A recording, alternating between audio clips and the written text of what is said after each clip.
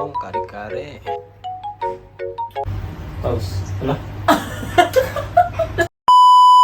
Hi mga boss, good morning, ohayo gozaimasu. Ako si Dex. For today's video is luto session muna ulit tayo mga boss. Ngayong araw nga pala mga boss ay susubukan kong gumawa naman ng kare-kare. At dahil hindi ko pa nasusubukan gumawa ng kare-kare mga boss, susubukan natin siya ngayon. Disclaimer lang ulit sa magagaling magluto dyan mga boss, hindi po ako professional, first time ko lang lulutuin tong kare-kare. Actually mga boss, kakatapos lang namin magkare-kare nung Sabado. Yun nga pala yung araw na birthday ni mama, nagluto yung ate ko ng kare-kare. Tapos birthday din ng nanay ni Mrs. noon, sabay ang birthday ni mama at yung birthday ni mama ni Mrs. Kaya lang hindi nakapunta yung mama ni Mrs. dahil malayo yung bahay dito sa amin.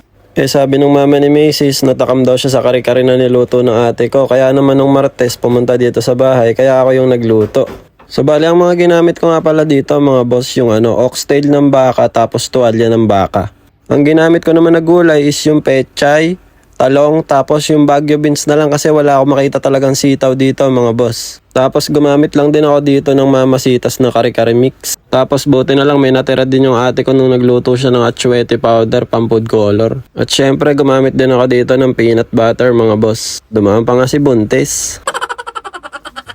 So bale ito na yung mga gagamitin nating ingredients mga boss. Bali yung pechay nga pala dyan tsaka yung Baguio beans or yung sitaw-sitawan, binoil ko na siya sa mainit na tubig kaya luto na yan. Tapos ang sinunod ko naman gawin mga boss, pinirito ko muna yung talong ni Mang Kanor. At pagkatapos ko nga prituin yung talong mga boss, tinabi ko muna yung mga gulay na pansahog.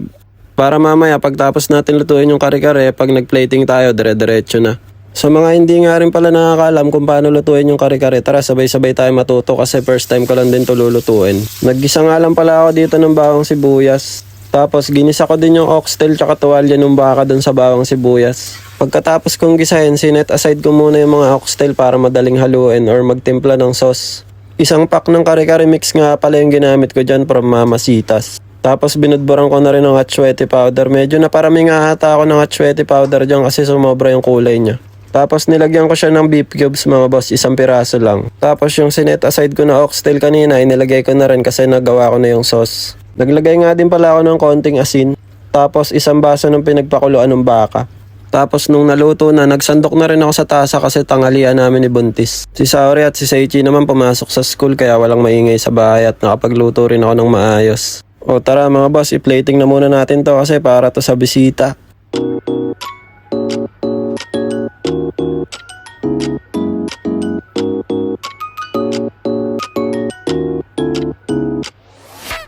At ito na mga boss, ang finished product ng first time kare-kare natin. Pwede na.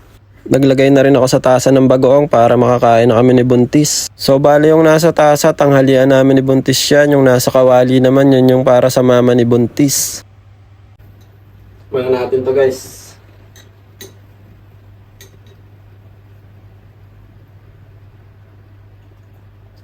First time kare-kare. And may bagoong.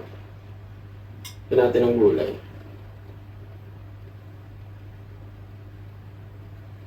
Ito guys, may bagoong to.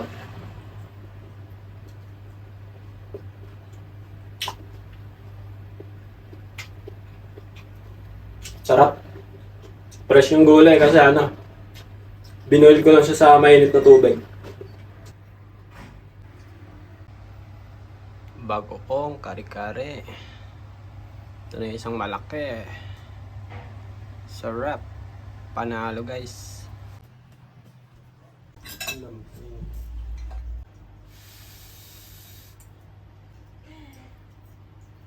Kain guys. May talong tsaka bagoong. Tapos, wala.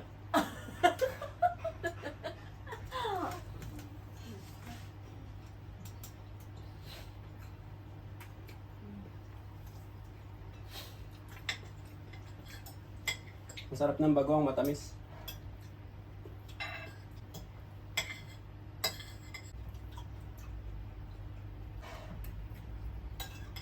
So hanggang dito na lang muna guys. Salamat sa mga nanood. Matane. Arigatou gozaimasu.